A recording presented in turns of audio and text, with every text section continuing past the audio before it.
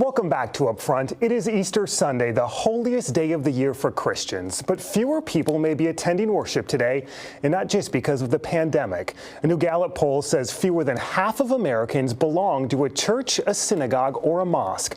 That's the first time the number has dipped below 50% in Gallup's 8 decades of tracking, down from 70% in the mid-90s. So what are we to make of this trend, and what effect has the pandemic had on the church?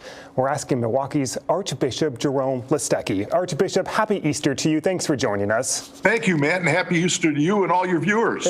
Given the challenges we've seen in the past year with the pandemic that so many people have faced, what is your Easter Sunday message? My Easter Sunday message is a pretty direct one.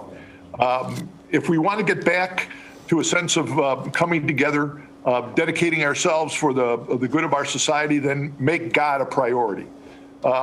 And you can see with the decline in basically church enrollment, you know, it's not surprising to me the divisions that come up, because what happens is faith, religion becomes a glue for us to make sure that we understand that there's something larger that calls us to be responsible to one another.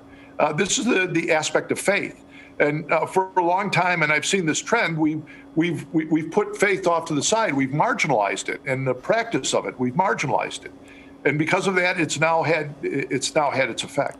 We often hear this notion of Catholic guilt, right? And it may be no stronger in this past year of the decision of whether to attend Mass in person or watch virtually or stay at home. You wrote this past fall that people who deliberately failed to attend commit a grave sin. Was that forcing people to make a decision in your mind at all between attending Mass in person and any potential concerns over their own health?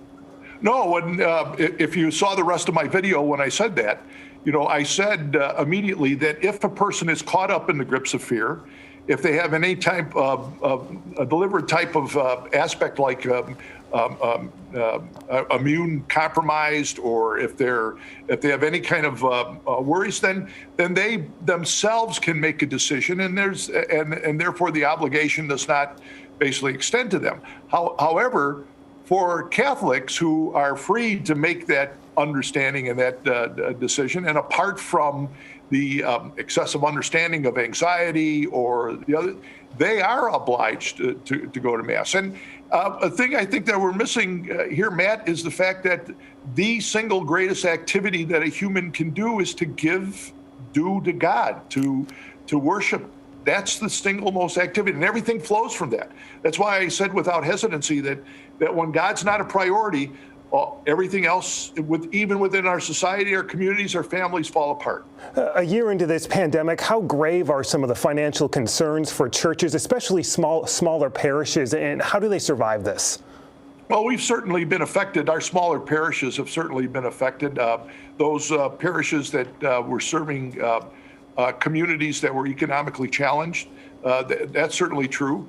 However, in a number of our parishes, our parishioners have been very supportive.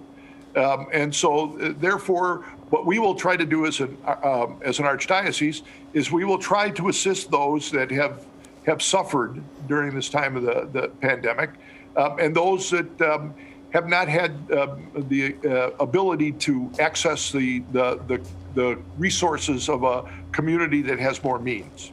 I referenced that Gallup poll off the top, and it found the steepest decline in church membership among Catholics, down 18% in the past 2 decades. Why do you think that is?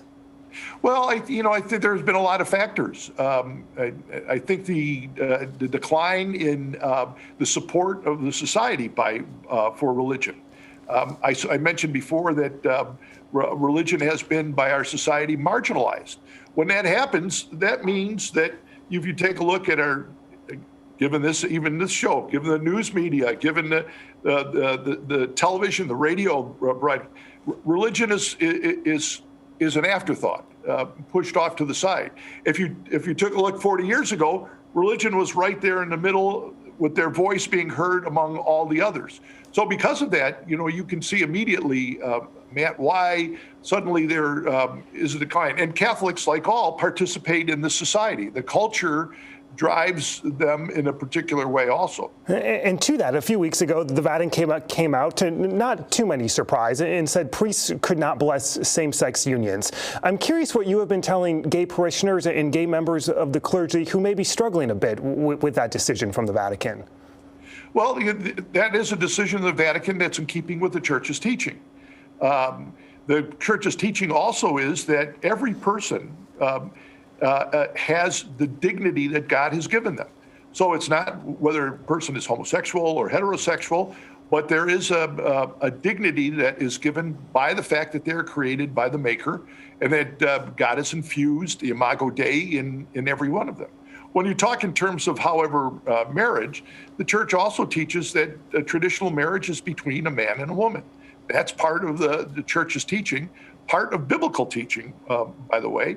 And so even when you take a look at that aspect, it's only doing what the Church has traditionally upheld in its teaching.